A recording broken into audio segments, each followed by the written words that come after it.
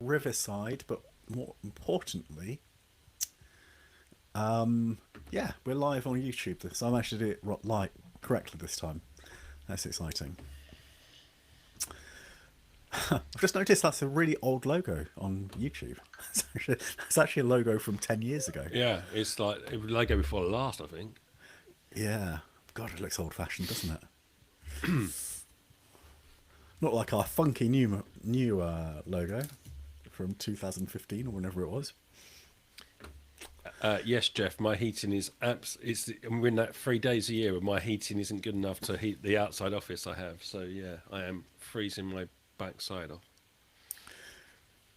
Also, I think just to set expectations for this particular podcast, Barry's got a cold and he's got a terrible headache. He's freezing, and then you've also got I'm coming off the back of a cold, and John's just working too hard as always. I have tea. You do have tea, I have a muggage of tea. okay? And well, you've invested in that, and Barry needs to invest in a hot water bottle apparently. Not new electronics. Who is this man? Retro Owl. Yeah, maybe in your day retro, but you know these days you can't spill water over a MacBook Pro. It causes all kinds of problems. Where are you putting your hot water bottle? Most of us put them near Don't- our bodies rather don't than. ask. No, don't ask. Sorry. Yes. Is that gin? Someone has an echo. Okay. All right. Who Not has an think echo? it's me. Shouldn't be me. Can't hear any echo. So it might be you with your YouTube streamy thing. Yes. Okay. Well, I'll tell you what. I'll talk for a while, and then we can see if there is an echo. Paul, keep us informed. Dingy donga dong. Dibbly dibbly doo. It's probably just Tim putting his mug down and that. Boom. You're a little bit quiet, I think, John. So I'm just going to Oh, no, I'll put you crank up it a back tiny up. bit. Sorry, yeah. Is that There we go. sorry? Let me move my thing in the right place. Is that better? Oh yeah, that's better. I can hear you properly now. Okay. Nick L. Okay, I think we're going to go with as we are then. Otherwise, I'd have to stop the recording and start again, and it'd probably go horribly wrong. It's because Ian, I test webcams. Let me just move that. So I've got multiple webcams at the top of my monitor. How is that? Let me know. Feedback, welcome. Mainly if it's about Barry. Is it my turn to be fuzzy camera today? Is it? I noticed Lee got it last week, so it's not just my webcam playing up. Yeah, no, you look okay. Well, It looks a bit fuzzy. But no, I don't think you're too fuzzy. there's clearly a I'm bandwidth fashionably issue, isn't there, obsessed, where it limits bandwidth. You have to stop using all these 4K webcams. I think John's using all our bandwidth, and I'm getting downrated to 720p. This is just a little M2 MacBook Air. Stealing bandwidth again, I don't know. Yeah, I don't know what it is. Send all inquiries to Riverside. Barry's probably just got a film grain filter on white ball. That's how you normally do it. It's probably and rolls. best way to look at it in a moment. Actually, this is a day for you to be fuzzy. Yeah. Okay. Wait, what am I talking about? Oh, yeah.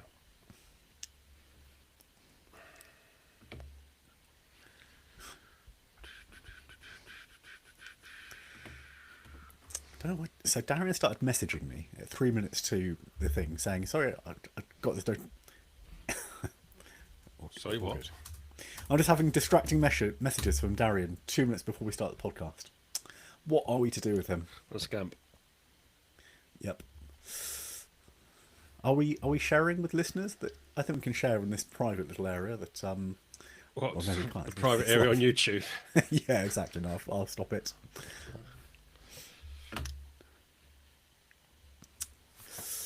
Right. Okay. Secrets. Yes, Cole. Secrets. No, he's moving, but that's all I'll say. I'd be rubbish under police scrutiny. That's all I'll say. Okay, I'll tell you all this as well. Oh, here's his address. Right. Anybody else going to give us some abuse? I think someone should abuse John just to kind of even things out.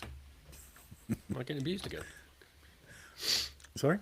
Am I getting abused? Did I miss some abuse? Who have I got to hit no. back at?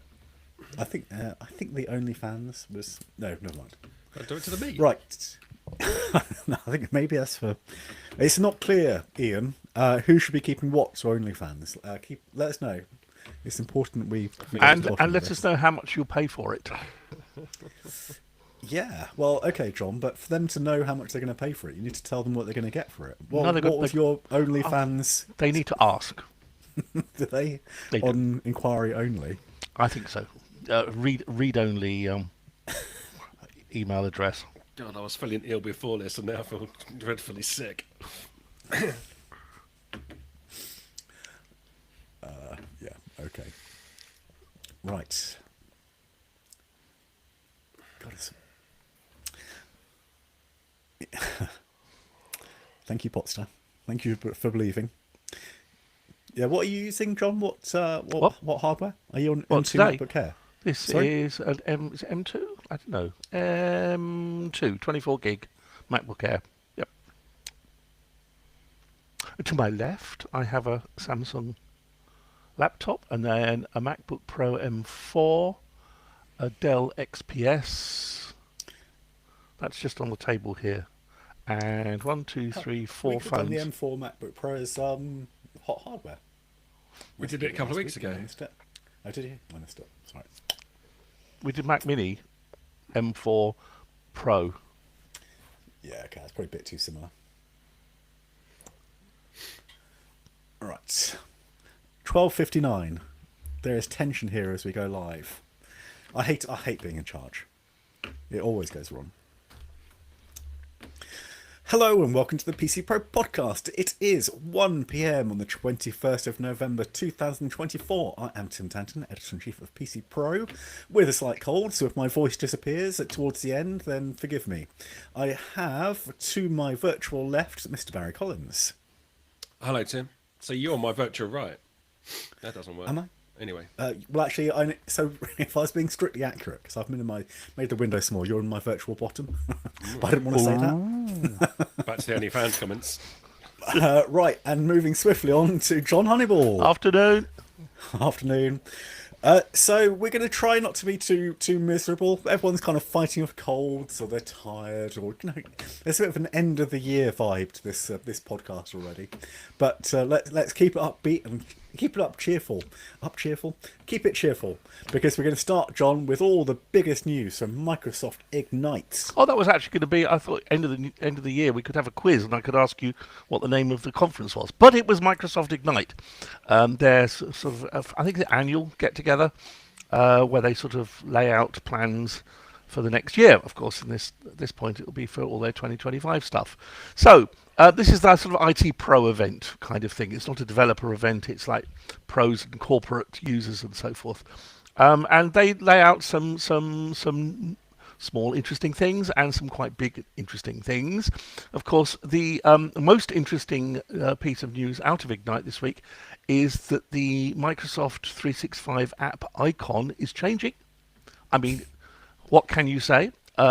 Someone from Microsoft has someone called Head of Experiences and Devices, and there's a thought you can chew upon. And they've decided to change it now and call it a Microsoft 365 Copilot icon. So it actually looks quite a nice icon, I have to say. So that's quite big news. But actually, somewhat more seriously, there's a couple of things that caught my eye. One of which is Microsoft is working with the Meta Quest 3 headset, virtual reality thing, to allow you to put Windows desktops up into the Meta Quest 3 virtual environment. We talked last week, I think, about the Beta 2.2 of Vision OS from Apple for the Vision Pro, which does the same thing, but it gives you a big virtual wraparound screen, something like 10,000 or so pixels wide if you go for the whole enchilada. But it's good to see Microsoft doing this, and of course the Quest 3 is somewhat cheaper than a Vision Pro. So the whole idea of remoting your Windows experience into a VR headset is going to be very interesting. I was looking at some specs. I'm not wholly convinced that the resolution is going to be high enough, but we'll have to wait and see what actually ships and how good it is and so forth. Because although the resolution might not be quite as good, it is a lot cheaper. So that's definitely going to be on my Christmas stocking list as something to try out. Did you have any thoughts on that? Do you have a Meta Quest, John? I don't have a Quest 3S, so clearly But you've got a Quest 3. I haven't got a Quest 3. I've had a Quest something in the past. Okay. If you may have a Quest 2, I guess, but because I think the original Quest was quite a while ago now. Okay. So the Quest S costs, from memory, I think it's the cheapest one's $290. Yeah, So, it's in the some hundreds of pounds rather than the some thousands of pounds. oh yes, it definitely is. But you can. Well, the Quest 3 is also late 400s. Can't remember exactly. Where it is. Yeah, and the other thing that might come with this is that Windows volumetric apps, which are three-dimensional modeled apps and stuff, that support might be coming, but it's not been announced yet. Yeah. Well, what do you think, Barry? You've tried various ones of these virtual reality headsets to actually use productively. Do you believe in Microsoft's vision? No, I couldn't be less excited about the idea of strapping Windows to my head. I mean, even when I tried it on John's Vision Pro, and as impressive as it is, that sort of resolution of display, I couldn't see myself working that for any longer than about 5 minutes because it just offers no significant advantage. Okay, you can black 19,000 pixels across your virtual display, but I have two screens here, my MacBook Pro screen and a 4K monitor just above it, and that is fine for me. I never feel myself needing extra space. The idea that you'd work with a hockey mask strapped to your head, no, absolutely not. I don't see the benefit. Yeah, so I am completely with you, Barry. I think this is the most ridiculous idea that people will work with a headset on. But John, I know you've got excited about such things in the past, so persuade me otherwise. No, I'll just show it to you. The new 2.2, it's an amazing quality display. There's no latency on it. It's super crisp, But super it's fast. not about the latency or the crispness, John. It's about whether I'd actually want it. It's about the utility, how useful it is to me. It's useful because it means I can carry around a MacBook Air but still have big screens. So, So have you actually done this properly? Yes. So you've gone into tell me the environment in which it happened. I was sat here at my kitchen table with this little MacBook Air M2, and I wanted to see some very big spreadsheets and data across some very big spreadsheets, especially very wide spreadsheets. And I thought, you know what? I'll put on the Vision Pro headset. I brought it up. I went to the medium-wide setting, so the middly of the three, and I had Excel there running full width, full height, and it gave me a view kind of similar to what you'd get with one of those big 40-inch curved screens, but without having to carry that around with me.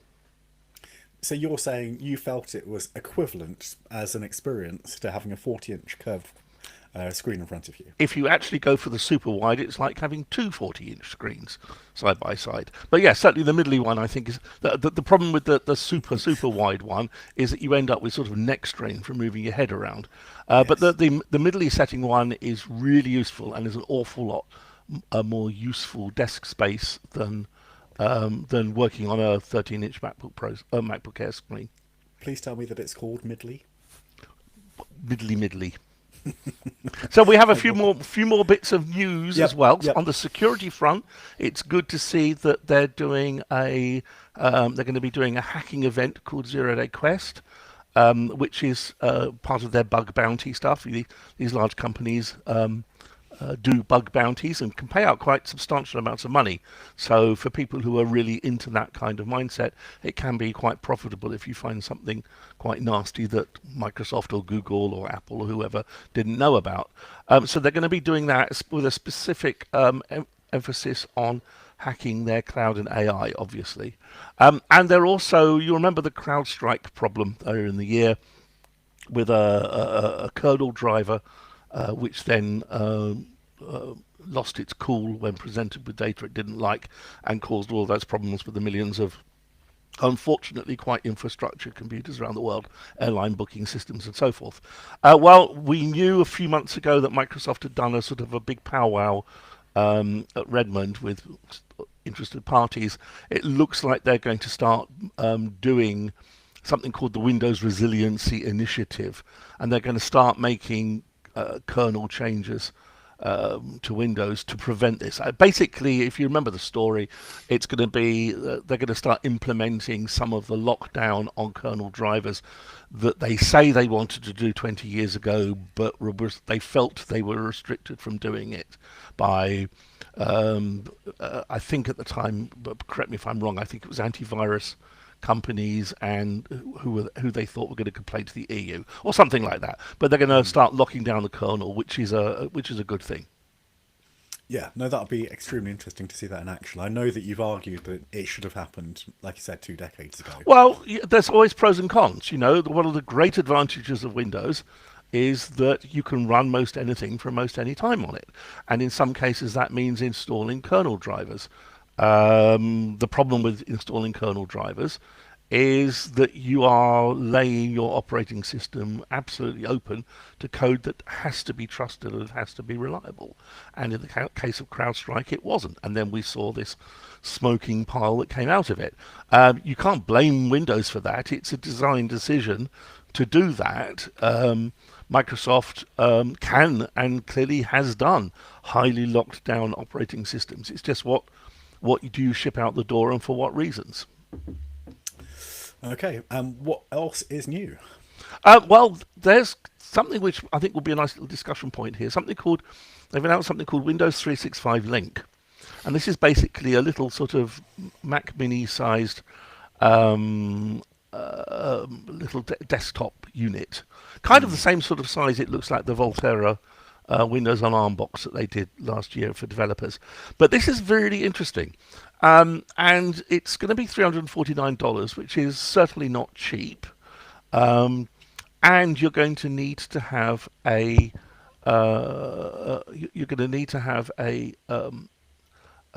a Windows 365 cloud operating system license, which allows you to run desktop Windows in the cloud and remote that desktop down to whatever machine. So basically, a subscription to Windows. It's a Windows subscription in the cloud. Yeah. Now that isn't necessarily particularly cheap. I've just pulled up the Windows 365 plans. You remember I looked at it a year or so ago, and I had a subscription for a few months, but then gave it up because I wasn't using it. A 2 virtual CPUs, 4 gig RAM, 64 gig storage is £26 per user per month, which is not small fry, and it gets quite expensive if you want 16 CPUs, 64 gigs RAM, 1 terabyte of storage, £292 per user per month. So those kind of numbers can really rack up. However, this is aimed at enterprise users. This is not aimed at the small business. This is certainly not aimed at the home user. And because of that, the enterprise users are absolutely going to be looking at total cost of ownership.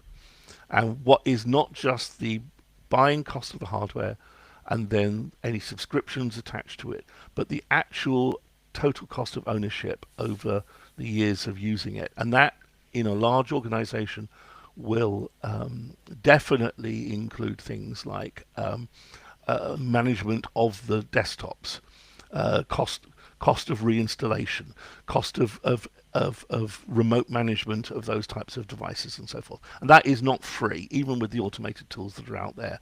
And having these virtual machines stored in the cloud with Microsoft responsible for handling all of that stuff, there is most definitely an interesting business case there. I don't think for a moment that Microsoft has launched this without considering and without talking to some of its large corporate customers. And for them, it becomes a line item that becomes quite justifiable, especially when you're talking about those larger corporate and enterprise customers who are heavily into the Office 365 and the Azure server-side capabilities. and then it's a real natural shoe-in for them. And yes, you can say it's lock-in to the Microsoft system. These enterprises are already there, so it's not a big deal from them. And they're not going to Also, want to run large numbers of apps. It's going to be web and it's going to be Office 365. yeah, it cuts away a lot of worry, doesn't it, if you do switch to this as a method, because you don't have to worry about OS updates or anything like that. You don't have to worry about Everything's antivirus. You don't have to worry about anything. That's all handled for you. And of course, Barry, it's a real sort of bake and deploy kind of environment. bacon. Bake and deploy. Oh, bake and deploy. Okay. Vegetarian Just options are available. Barry, your thoughts? I still don't really.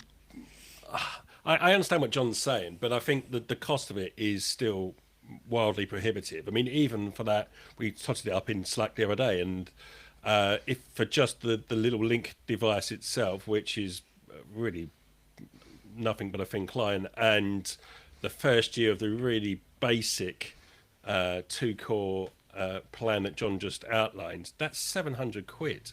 That's first year alone, and so But so, for all, and I understand, the lack of artists, but you're still going to need someone to administrate those machines. It's not entirely devolved to Microsoft. Someone's still got to roll out your company's apps onto them. You've still got to have them managed. You're not completely losing the entire strata of management cost. And then to get like a reasonable level of performance, you're talking probably £40-50 a month to start with. And as I think Michael just pointed out on Discord, these things are fine until you get on a train or a plane, or you're working from home these days. So are you going to have two different instances of this device? the point is that you would have the main device at the office, and then so if you're there, there's no BYOD to worry about. Everyone's just logging in using this. So But that's you still need laptops on the move. You still need a laptop to work on the train or a plane, or if you move in between meetings. So I think this era was about 20 years ago when Sun were doing it, and it didn't really catch on then. And I think the time has moved on since then to a much more mobile computing, where you take the computing with you. Generally, you don't tend to go to fixed spots with different hardware devices in each office or each location you're in. So I don't know. I don't think this is a wide mainstream product. I would say that obviously this is not for everybody. And when you start off on the position, this is for enterprises, you've already cut out a huge group of people, the home and the small business users. This is not for people who live their lives in a laptop, for example, clearly. Because although you could do it over 4G, 5G, that's not good enough in the UK, as we all know. So this is for a particular a sedentary or a stationary kind of users, but they can obviously it's very easy to hot desk on hardware. What's interesting also is that this is a little Intel-based box. And it's heavily locked down with a version of Windows that does not run local apps.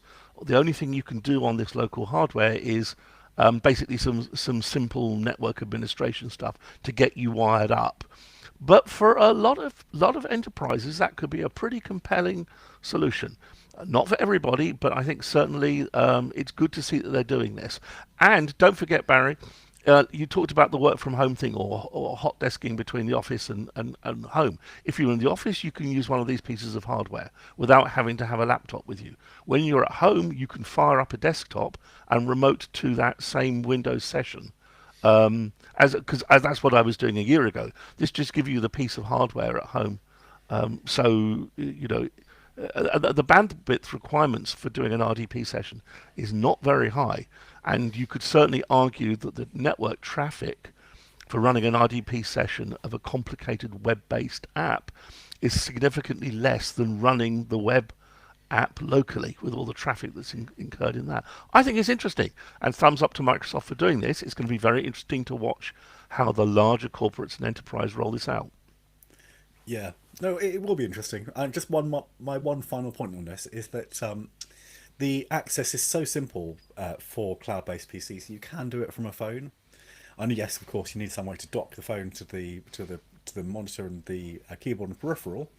But it's perfectly possible to just have a phone, slip it into a docking station. Lenovo stroke Motorola sell one of these, and then it will just that's your interface up there. All you're supplying, all you need is that docking station really to connect to the monitor. So arguably, that's an easier way to do it. And as Michael Deere has pointed out, you can buy cheaper Wise boxes and do a very similar a path. But like you, John, I think it's not. It'd be very interesting to see what people's response is. I'm not the target market. Nope. Other people clearly are. Yep. So let's see what they say. And what else did Microsoft have to say for itself at Ignite 2024? I'm thinking here about other things that they had to talk about. Well, there's a whole bunch of Copilot action stuff where you can get it to automate repetitive tasks, and so that kind of you could easily see how they're going to want to glue this together with the apps in the Office suite, for example, and browsers. And the one that did actually catch my eye was Microsoft Teams, which I confess is a product that I utterly hate, but I know I've got friends and colleagues who spend their entire working day inside Teams, and for them it is manna from heaven. But Microsoft Teams can be difficult, especially for any kind of collaborative meeting software. Can be difficult when you're working internationally. And so one thing that they are now building in, and it's going to be going into preview early next year, is to do real-time speech-to-speech translation. So if you speak in English, it can appear to the people at the other end who are in Tokyo that you're speaking Japanese, and their Japanese will appear to you in English. And I know. I've had more than enough painful meetings with people whose English is not surprisingly poor, because it's not their first language, especially over in the Far East, places like South Korea, Tokyo, Hong Kong. And my Chinese and Japanese is non-existent. And then you're sort of reliant upon the clever person in the room at their end who can actually translate for you. This will actually do it on the fly, they're claiming. And it's using AI to attempt to make the translated speech kind of recognizably your voice, which I think is going to be really clever. Obviously, there are some potentially really exciting squeaky failure modes on this, but we'll have to, see how it works. But I think that's a very good move forward. And to answer Ninja Nurse's question, does it work with sign language too? There's certainly no mention of that so far, that I've seen at least. So it does not look like it's going to do sign language for the moment. But it's something you imagine that they are working on. So I'd hope so. Just to go back to your point about the agents, the Copilot actions using AI to automate repetitive tasks, John. That it's just something that everyone speaks to me about now. Not down the pub, but anytime I see, particularly IBM when I've seen them recently, or Lenovo, they're talking about agentic AI, and this is going to be such a thing in 2025. Everyone's putting so much faith in it as an idea, that this idea that you can have virtual AI agents helping you do your work, just in a very targeted way. It's it's one of those things where there's so much smoke around it that there surely must be some fire in there. Oh, undoubtedly. The problem will be just being, grumpy old fuddy-duddy, is if you're relying upon an AI engine to do things like summaries of meetings, or auto-replying to emails, and all of these things which the enthusiasts are jumping up and down saying, we can do this, we can do it really well, save you time, save you a lot of...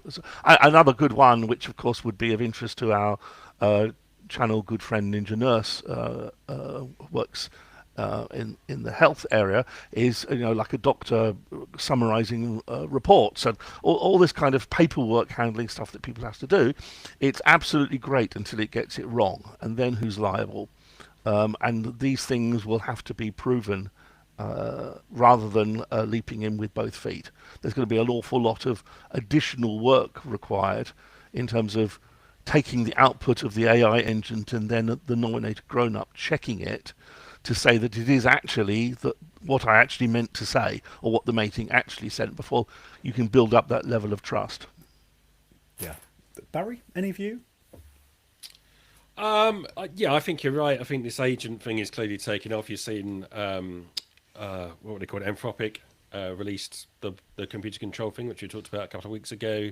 Google have talked about the same. Or OpenAI have talked about the same. So, yeah, I think it's probably likely to be a pretty big trend next year. Yeah. And yesterday, H. Don't know if you've heard of H, but From they Steps. released something. Sorry? From Steps. Yes, H from Steps created launched a beta of a private beta of a web app called Runner H, which again is aiming to do very much the same thing to take off those repetitive administrative tasks. But I honestly think that this is the way things are going, and we just have to. If you just write it off as just hype, I think that's a mistake. Well, John, you no, should. it's absolutely not hype at all, and there will be business benefit coming from this. But Yeah. like like everything has to be proven and pass appropriate risk analysis, and this is Yeah. no different just because it's AI. Yeah, no, absolutely. All right, let us move on to the second item on the agenda, which is with you, Barry. Yeah, so as we were talking about increasingly relying on Microsoft for cloud computing, they've given an exhibition on why you might want to put that on ice for a little bit this week, because this on Wednesday, was it Wednesday or Tuesday, was the release of Microsoft Flight Simulator 2024. And if you rewind back 4 years ago when they released the 2020 version, there were some big problems on the day of launch. This was a game that was both available via Microsoft's Game Pass at that time and as a separate download. And it was a monster download at that time. I think it was like sort of 300-400 gigabytes, and people just struggled to even get near the service to download it. So Microsoft, or Boso, the studio behind it, came up with a brighter idea this year of changing the sort of infrastructure of the game so that more of it is cloud dependent, so that the actual install that you get on your device is now, I think it's only about 20 gigabytes, but they will stream a lot more data from the cloud whilst you're playing. And part of the reason for that is also because they've massively upped the quality of textures and resolution of images as you fly over the map. So now, if you can get into the game and fly over parts of the world, the level of detail and textures, and you see animals moving across and realistic traffic driving down roads and water effects that look amazing. It really is quite exceptional. The problem is getting to it, because 48 hours after it launched, it is still being absolutely beset with problems for even getting into the game. Because you have to go through this process when you fire the game up of it pulls down a load of stuff and pulls it into local cache on your Xbox or your PC. And quite a lot of people get to about 96-97% through the loading, and it just sticks and stops for like, well, the first two times I did it, it was well over 20 minutes before I restarted and tried again. Some people have been stuck there for hours. They noticed this was a problem with a particular part of their server infrastructure, so they basically just rate limited it. So you could, the next couple of times I tried to get in, you were just in a queue. You couldn't even get to the point where you were trying to load the damn game. Yesterday, so I turned it back on yesterday morning UK time, thinking, well, at least the US will probably be asleep now. I could probably get in, and I could get in. I could get into the main menu and stuff, and but when you actually try and fly, it just stalls. The game, you're just in a constant loading screen again. And you don't want a plane that stalls. No, you really don't want a plane that stalls. So in 48 hours since the launch of this game, I've managed to have two 15-minute flights so far, and I've tried probably a dozen times to get into it. And I'm far from the only one. There's people basically setting fire to Microsoft Online, because when you're selling a game for $200, which is what the premium version is, and you're making a big song and dance of this being your Game Pass day one exclusive, and this is a reason to sign up for Game Pass, people are rightly very annoyed when 48 hours later still they can't get into it. And if you look at the Steam reviews for this game now, it is right down at the lowest level of mostly negative reviews. And there's lots of people saying, this will smooth itself out over time. It's sort of early launch wobbles, and it is, and it probably will. But it's still not good enough that a company, especially of Microsoft's size, with supposedly world-leading cloud technology, cannot make something like this work. Yeah, and it's not a great advert for its Azure platform either. I'm sure it probably isn't just Azure to blame, but it's not a great look, is it? John, what's gone wrong? Can you solve it, please? Yes, of course. Here's my invoice. One of the great lies of the computing world is that cloud is infinite scale out and infinite scale up, and it's all very easy, and that one great reason for moving your thing, your service, your website, your e-shop or whatever to the cloud is, of course, you'll never have to worry about scaling and so forth. And it's never that simple. It's never that simple, even if the underlying fabric of the cloud that you're on can do that. I mean, remember, was it there was some boxing match that Netflix did a week or so ago, and people had real problems there. But Netflix, I think they said, they got something like 60 million live streaming viewers, and they were expecting about 15 million. Now, what you do at that point, how much capacity you have laid on in advance, ready to do your scale out, scale up, because this isn't just something you sort of press a button and it magically infinitely expands. You may have to have all the right code on all the right pieces and everything lined up in the mesh, and then start turning things on. This is not simple stuff, and sometimes you will find all sorts of bottlenecks, especially with traffic that's going across international links and so forth. And all you can do is scramble to try and make it as better. And the other point to bear in mind, as Netflix themselves quite happily admitted, is no one had ever done anything like this before with 60 million live streaming viewers in 4K or whatever it was. And so it was very much a step into an unknown. And I suspect Microsoft rollout of something as big as flight sim is a complete unknown, and all they can do is do their best and try and fix it as quickly as they can. I'm not giving them excuses. I'm just saying is that the whole underlying thought of infinite cloud scale is never that simple.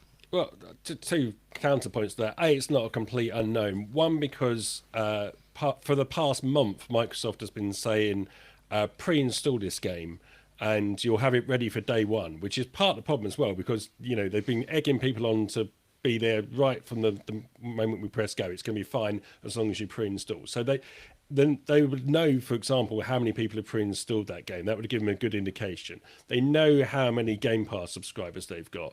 They know how popular Flight Simulator 2020 is. All of that allows you to scale accordingly. And they put out a video sort of on the day when things were starting to go a bit pear-shaped, and they said, well, we planned for 200,000 people and we've been shocked by the demand. Well, that 200,000 sounds exceedingly low to me for a game that they have hyped and hyped and hyped all year. Openly, every time you've turned on your Xbox for the past month, it's been saying, hey, look, we're launching this on the 19th of November. Come and download this. So if you hyped that degree of expectation and failed to deliver, that's your problem and that's your fault. They absolutely should have staggered this launch. The people who paid probably the $200 super exclusive edition should probably have been allowed on a couple of days earlier and to gradually build this in. And instead they went, hey, let's open all the doors at once at 4 p.m. on Tuesday, and oh bugger, it's fallen apart. I mean, you can't. In Netflix's case, you can't do that with a live boxing match. No, but you're absolutely right. You certainly could do that, and given that they do have tiered payment levels, you would think they would actually even use the tiered payment access as a means of trying to upsell to people. Yeah. Well, Microsoft, you know where we are when you need some advice, you need some consultation. John's fees are incredibly, aren't they? Incredibly uh, competitive, aren't they, John? No, Are they not? I no, thought you were cheap. no. I prefer the term inexpensive. Cheap just sounds so low rent. Okay, well Barry's certainly cheap. I can tell you that. Yeah, I'm cheap. You can definitely afford Barry, Microsoft. All right, let's move along to the next item, which is with me, and in particular, it's the news that the U.S. Department of Justice, the DOJ, wants to break up Google. So this is they're accusing it of having maintaining a monopoly for a whole decade, and it wants them, Google, Alphabet, to sell the Google Chrome web browser and also impose restrictions to stop Android from actually favouring, once again, Google search. So that's the big news. And really, I suppose what I'm interested from, let's say, John, is whether or not you think that this is going to happen, or is it just another one of those news stories that we always hear about breaking up a big company. Well, it's interesting that this one's DOJ, not the EU this time round, because it's a very much a gameplay that the EU has done. But of course, remember, of course, DOJ and Microsoft 20 years ago was a case all about trying to split up Microsoft as it was at the time, and it didn't come to pass in exactly that way. The problem with Chrome, of course, the problem and the benefit of Chrome is that it's now the basis of so many browsers. That's monopolistic in one way in terms of APIs and capabilities, but it is a level of stability and compatibility that we haven't had for a long time. Do I think Chrome will be a sellable item? They may well sell Chrome to a third party, but will customers pay for that? So what I mean by that is if there's some realistic valuation put on Chrome, and that would be a lot of money with a lot of zeros, then your vulture capitalist investors are going to want to have a return on that money. And where are they going to get that from? Because you can argue, of course, that Google, which I guess is the point behind this complaint, is that Google is using Chrome as an engine for which it could then make money in other areas like advertising and so forth. And that wouldn't be the case in a third party spun off thing. But then who's going to pay for it? And that's the bit that I find a little strange. And would it force, similarly, would it force, Microsoft to spin out Edge?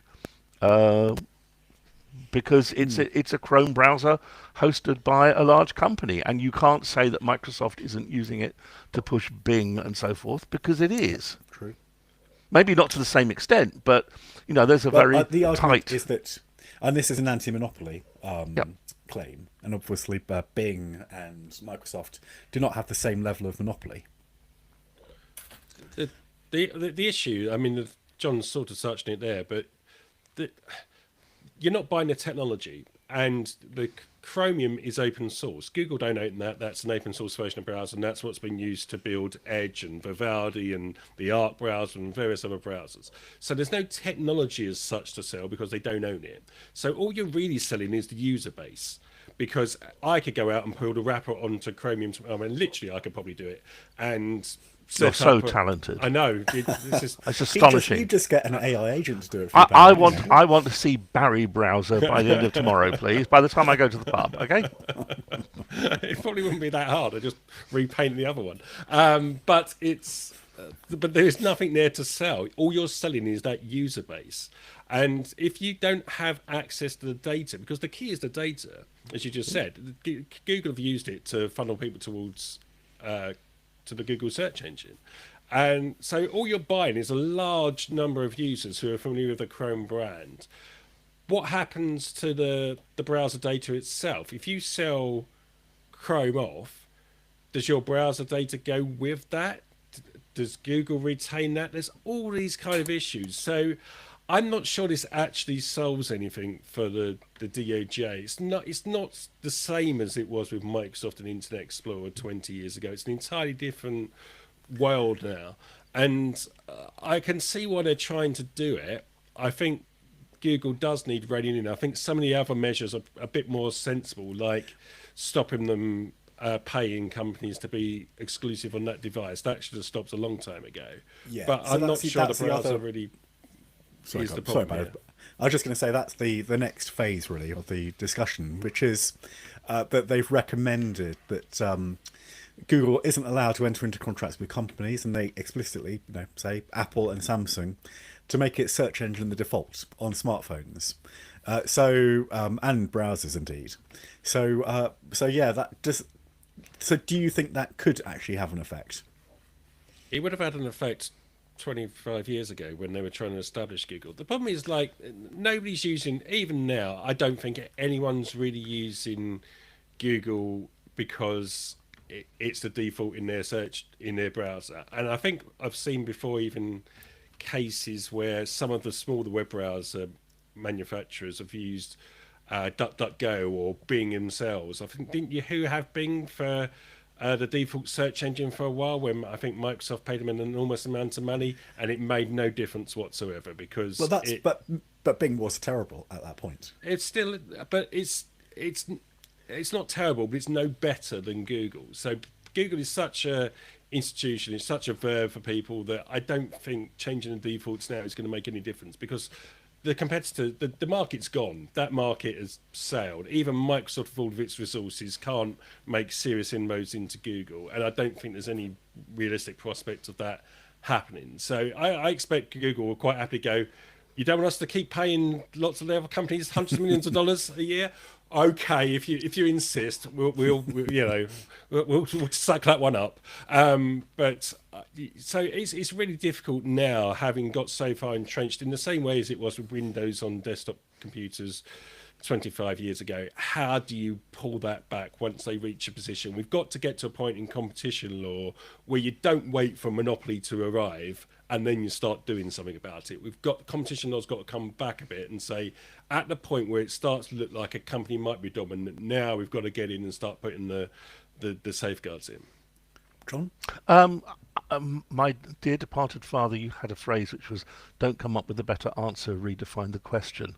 And Barry will remember a few weeks ago we were talking about the search GPT, basically not using a conventional search engine, but using an LLM GPT solution that gave you answers to the questions you were actually wanting to find. Some elements of which would, of course, have been searching across the data space of the internet. I suspect that it's all vastly too late. It's all done and finished and forgotten about, and we're on the edge of moving into a new, much more AI-based search information discovery platform, in which case Google search as a thing becomes a real problem for them. And then the whole using Chrome as the platform to get you into Google search, that then unravels as well. So I think the whole thing is kind of a bit over and done with, and last year, as you say, Barry, 6 years ago news. So I think that's going to be an interesting switch. The other thing, a little nuggetette that I read somewhere this week, was that I see that Google is putting AI answers into the top of searches on Google search platform. And I read something, I do not know if it's valid or not, but it was something like 100 or 105 times the energy to do that bit than to actually answer the rest of the questions. And that's opening up a real can of worms in terms of the cost of providing that component at the top of your list in an attempt to try and look AI and modern and so forth, and how sustainable that is. There you go. Well, yeah, we need Lee at this point to give us some stats to actually back that up. So I'm not quite sure how accurate the 105 figure is, but or what the multiple is from. But anyway, let's move on to the final item before the most exciting point of any podcast, which is nibs. Of course, I need hardly say that. And this again is with you, Barry, and it's about D-Link. Yeah, so D-Link, if you own a selection of, I think it's 5 different D-Link routers, D-Link is basically telling you to unplug them and put them in a bin. This Where's Lee? Bring Lee out. Come on, Lee. Tell us why that's wrong. We need an E-Lee. Yeah, we do. And a Lee agent. Anyway, sorry, Barry. Carry on. So it's in fact 7, 1, 2, 3, 4, 6 different models of D-Link router. Some of them sort of most seem to be aimed at the sort of SMB market. 4 of the models went as end of life as recently as May this year. 2 others were end of life September 2015 and October 2015. So I think we can forgive D-Link for not updating those. But they're basically, D-Link have put out this advisory saying it doesn't stipulate exactly what the problem with these devices is, but we can assume it's pretty serious if they're saying, unplug them and put them away. They're saying they're not going to update them because they're out of life. In fact, at one point it says D-Link US is prohibited to provide support for these end-of-life EOS products, which begs the question, prohibited by who?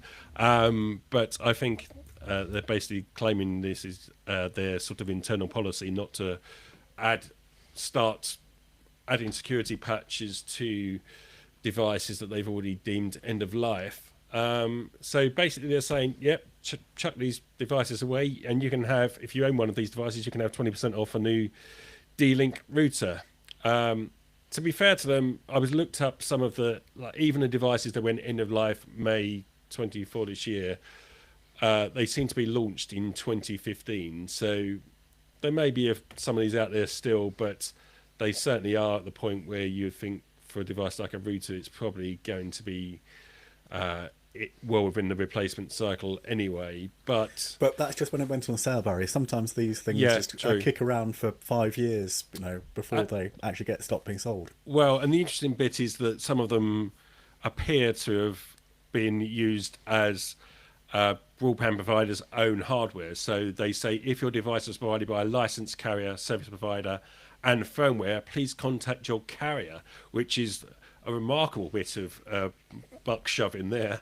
But because if the carrier can't do much about it, they do also say, by the way, that many devices on this list have available third-party open firmware. D-Link does not support open firmware, which voids any warranty and is solely responsibility of the device's owner. But maybe that's a way out of jail that you could. I forgot the name of that. What's the software that's often put onto routers? Open WRN or something, isn't it? Yeah, WRS is it?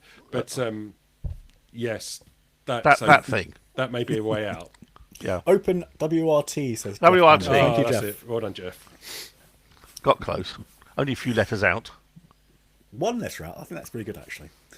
John, do you think this is? Do you think D-Link is at fault here, or do you understand its point of view? Well, I mean, I've got to sort of channel my inner Lee at this point and say, okay, on one hand, a product that's now been on sale 9 years, it's got to have an end of life at some point, and it's not unreasonable for vendors to be able to stop supporting them at some point.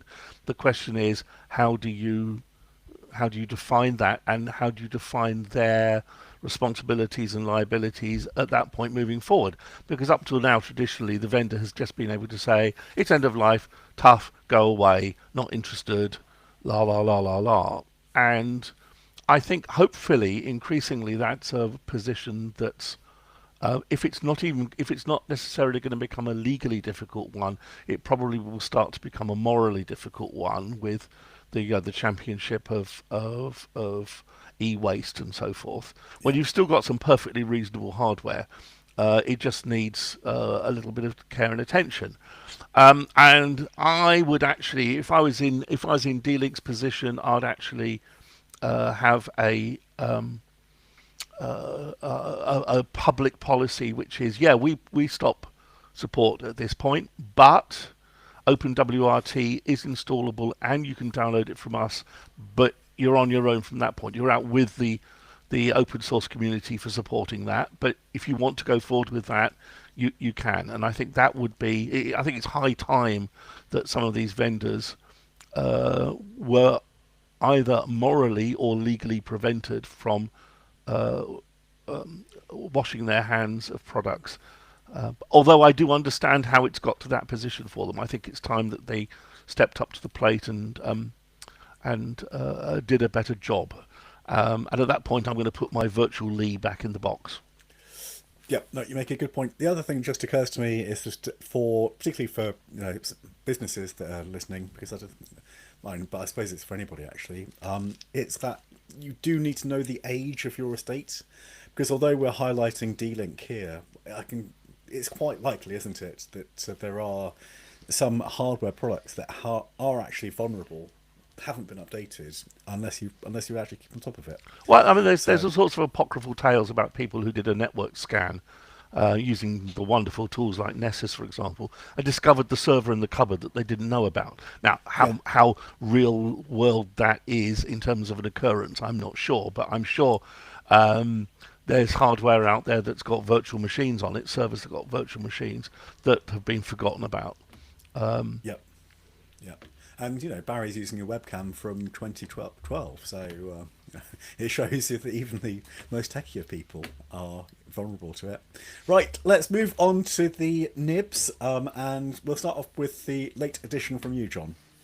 The late edition from me was... Heavens, I would remind myself. Oh yes, good news, and you can argue it's a bit overdue, but they have finally done it. Microsoft has released a downloadable ISO image of Windows on ARM.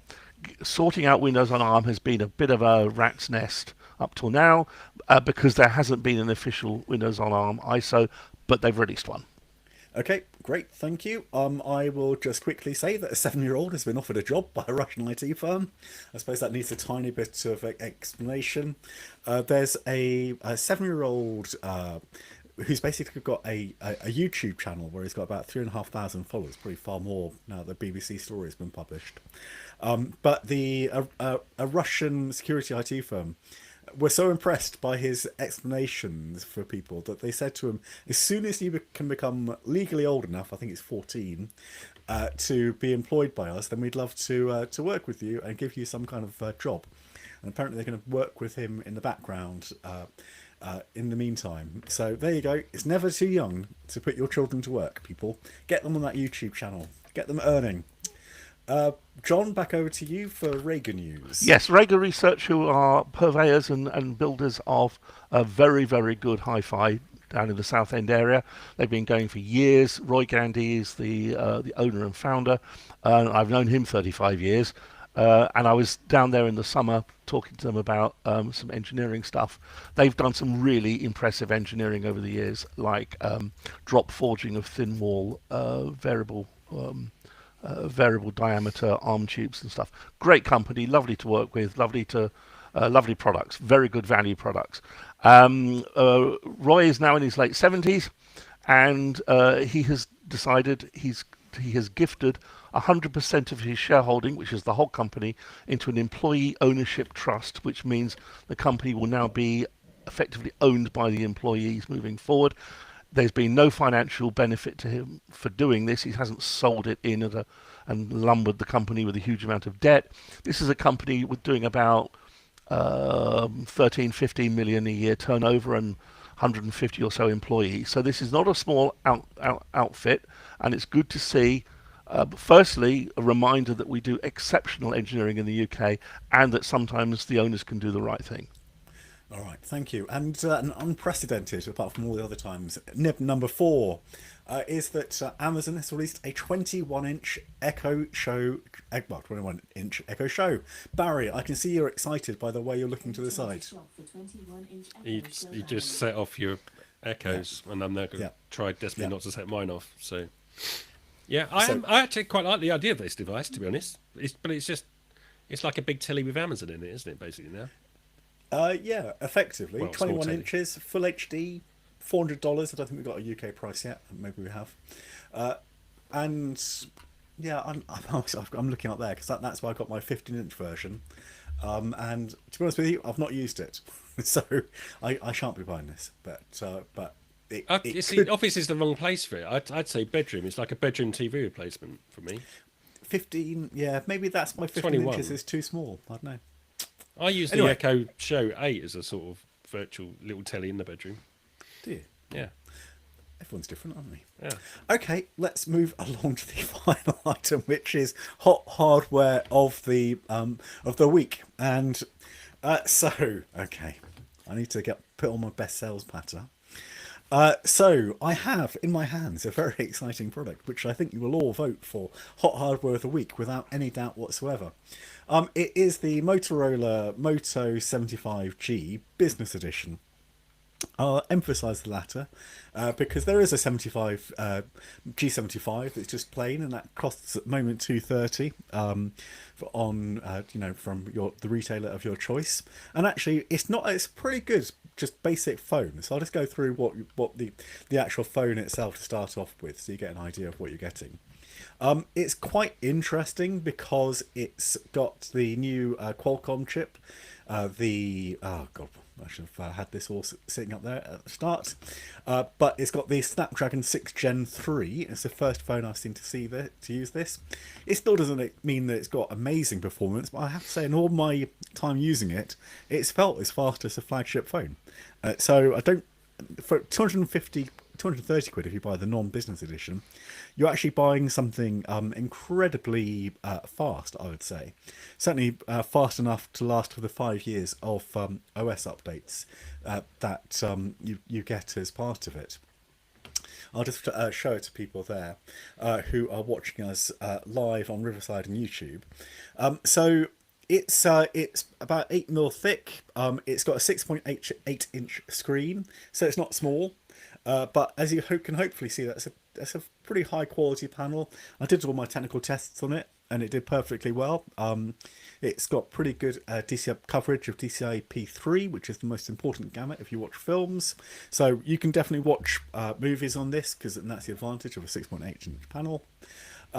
So yeah, from that point of view, it's actually very nice, and that's 120 Hertz, which is one of the reasons why it feels so smooth. Other things to say about it, I actually really like the design. So I know everyone puts backs on it, and it does come with a protective cover. But if I put that up nice and close to the camera, you might just be able to see the texture. They call this, as usual, vegan leather, and it's nice to the touch, guys. So trust me. I think it just actually looks generally good, and for a 230 quid phone, again, I think you're getting something that doesn't look like a 230 quid phone. Right, finally, I will say, before I start coughing, that it's got a pretty decent camera in it as well. There's only two, which is fine by me on the rear. I don't really see the point necessarily in having hundreds of phones on the rear when most people only use one. No optical zoom, but it is good. It produces great images in low light, for example, which is where things go terribly wrong often. So just in terms of that general snapping your life kind of thing, it's more than good enough. It's actually a very nice camera, and I've used budget phones. I think this one does fall into the budget category. I've used budget phones that do not produce good images. They produce horrible images. This one I'd be perfectly happy to have as my main phone camera. So there you go. That's my my brief introduction to it. 230 quid for the basic version, so the non-business edition, and you can get that in grey, blue, or green. My version is blue, as you can see. And there's only one spec, which is with 8 GB of RAM and 256 GB of storage. Well, what's the businessy bit? Maybe I missed that. Nope, John, you've queued me up perfectly, because I was just about to say so the business bit, and this is what you have to pay. Well, I've been told that you can buy this basically from Vodafone and BT/EE, and if you buy from them, then you can get the business edition of the phone. And that comes with extra management skills, effectively. So, for example, you could, if you bought 100 of them, for example, then you could create policies in terms of privacy and access, in terms network access, from the get-go. so that the user doesn't need to set that up. So you've got a lockdown phone effectively from the start, or as locked down as you want it to be. But would you use and- would you use like Microsoft remote management tools for that if you were doing a deployment? You might do, John, but you might prefer to use the actually out of the box. So, and actually, I'm not sure you would use Microsoft, would you? Because it's not really a Microsoft tie-in. It's Android. Yeah, but they've got MDM supports Android. As far I'm pretty sure it does. I'm very deeply. You may well be right, then, but I've not used that, so I can't really judge on that. So I keep on hitting my. I apologise, Barry, for that whatever appeared in your headphones. So the other thing to say is that if it gets lost or anything, excuse me, if it gets lost, then you can lock it down as a remote admin. So that's another big benefit. So you get 1 year of this license. And after that, you have to pay. I couldn't get a price, exactly how much you pay. It's going to be dependent upon installation. But I would hope that it wouldn't be too much. So there you go. That's the business difference, John. Okay. A couple of questions for you. What Sure. speed and spec is the Wi-Fi? It's Wi-Fi 6E. Okay. And what's the battery life like? I say that very quickly. I'm pretty sure it's Wi-Fi 6E. Hang on a second, John. Let me just check that. So the battery life is it's got a 5,000 milliamp hour battery in it. So as you probably know, with this kind of spec, that means you'll easily get a day of battery life from it. So that should not be an issue. I haven't checked the standby Okay. time claims. Someone said to me, you should be really stating that every single time. But how many people actually put their phone just in standby? But anyway, the another point question is, for Lee: what's the repairability and taking apartness? well, it's a phone, so and it's not a fair phone. So unfortunately, it will have the typical removability issues.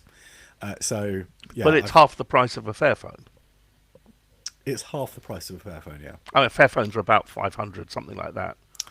But so you will have to do the regular kind of ungluing, etc., if you want to replace the battery. And I should just also say it does support wireless charging, which is quite useful. But no, John, it's got nothing special from that point of view. Okay. Sorry, I Wasn't mean it- virtual Lee. Is this the one I proved yesterday? Isn't it got robust? Isn't it get the MILS standards or whatever? Or am I confusing my devices? Yes, it does have. So it's got certain mil standard H10H certification. I don't actually have that page up, and let me see if I can actually just get that. But yeah, you're quite right, Barry. It does. I'm just looking for the details of that, and it's got Gorilla Glass as well to protect it. I'm just looking to. No, I can't get that up, Barry, but I'm pretty sure you're right. It's got military. They say it's got military grade durability, and IP68 water resistance. So it's got that level of it. I'm always a bit suspicious of military-grade Yeah. durability. No, and I'm with you. I know there are mil specs. I do get the point, but Yeah, it means that it would have passed certain of them. I'm just trying to look at the small print. It would have passed all the shop barracks on the lorry or something. But it's really annoying actually when people do this, where they say that you've got they do a footnote, so they do like a thing that says a superscript 1, etc., and then you go to the bottom of the page. Where the hell is it? I'm looking at it now, and I can't actually say exactly what it's past, but typically they look to the more extreme temperatures and humidity for it to pass those kind of things, and certain shock tests. But beyond that, I don't have any more detail, I'm afraid. Sorry, Barry. Rubbish. In terms of claimed battery life, what I can tell you is that it's 36 hours of regular usage, which does actually pretty much fit in with what I've seen. So just looking at a couple of the questions, we've got what's the name of the phone exactly.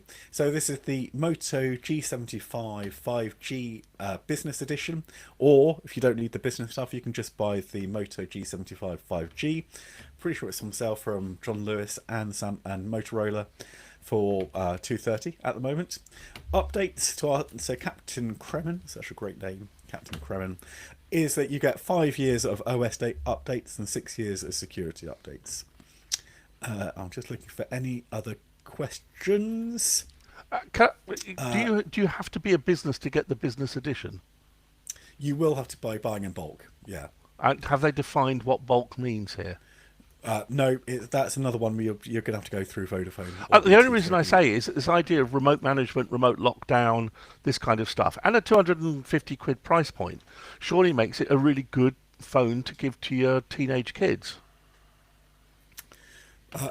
Yeah, You won't have the obviously, tools, you'd have to do the management of it. Well, yeah, I get that, but when they lose it, you can be sure that it's been locked down and is not.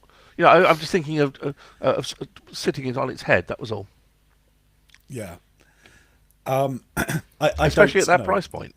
Yeah, I agree, John. It's definitely tempting. In fact, we've got a feature that went to press. The magazine went to press yesterday, and we've got a feature about the benefits of buying a business level networking kit, and it's a similar kind of thing. It does give you that level of control. You just need to be willing to be able to manage it. So, for example, with the business wireless networking kit, you can actually effectively create your own parent monitoring software, or set these are the hours of operation in a way that you can't do necessarily. So yeah, there are those benefits. Right, I think it might be time to do a poll to find out whether people. Barry, he's on it. So I urge you. I think this is a hot phone. I don't think it's blazing hot, but I think it's more hot than it is not. So I would say it's worth. I'm going to pitch my hot vote right now. Barry, hot or not? There's nothing standout about it as such, but I like the combination of features at a decent price. It ticks all my boxes in terms of reasonable performance. I like the size of the battery. 5,000 is, I think, the point where you can start to almost get 2 days of battery life out if you're not absolutely hammering it. So I'm going to give you one, Tim. I'm going to say hot. Oh, fantastic. Let me rephrase that as well. Yeah, I'm going to vote hot. Yes. Thank you, Baron. I appreciate the thoughts. John. I think they're coming up with an interesting package here, especially at that kind of price point. There are a few unknowns here about the numbers that you need to buy and what this management cost is going to be after year one. And frankly, it's about time these people came up with these answers right up front. And also, I really do hate, I'm not saying it's true in this case, but just as a general whinge, I hate companies that start doing a please inquire for prices of stuff when you're trying to buy these things. But I think 250 starting point and some remote management tools, it's got to be hot. Okay, all right. And as I look at the voting, unbelievably, I may have to go for a sit down after this. It's a 71% versus 29%. So yeah, that is extraordinarily exciting for me at least. So Ian Knock, just to say, he said no NFC though. Yes, it does have NFC. And I'm just looking at it. Yeah, I'm just going to confirm it definitely does have Wi-Fi 6E as well. So I wasn't completely making that up. Okay, all right. Thank you very much, everyone, for joining us for this week's podcast. Until our next one in I don't know, let's say a week. I guess it's goodbye. Bye. Thank you, Rich. What was that? And Rich says, are there a load of newbies here today who don't understand the rules of voting when it's Tim? Yeah, I know. I think both Barry and John forgot as well. Damn. I want to recount. You sounded like you were dying towards the end of it, so it was almost like a sympathy vote, I think. Yeah. No, do you know what? I did manage to... I didn't... For a while this morning, I thought I couldn't make it today, but we're down to 3, so... We're basically only one functional man between the 3 of us, I think. Yeah, didn't... Yep, it's John. It's Sunlit John. Yeah, sorry about this. No, it's working like a halo, John. When you put your face fully into it, it's like you've been blessed by God. Well, what can I say? Beatific, John Honeyball. I wouldn't go that far. No. All right, I think both myself and Barry need to just go and separately have a good lie down. So I think we're just going to go now. Thanks, everyone. you And later. till the next one. Bye. You got the audio, Tim? Were you okay to... Yeah, I'm just going to do the end session. So, how do I just... oh, yeah, just stop it. There you go. There you go. Yeah, I was going to press leave and probably lose all the audio. But anyway, we've stopped it now. So just keep your things open. Yep. Right, it said successfully uploaded. Yeah, you got mine Yeah, too. all good. All right, cheers, guys. See you later. Bye. Bye. Bye.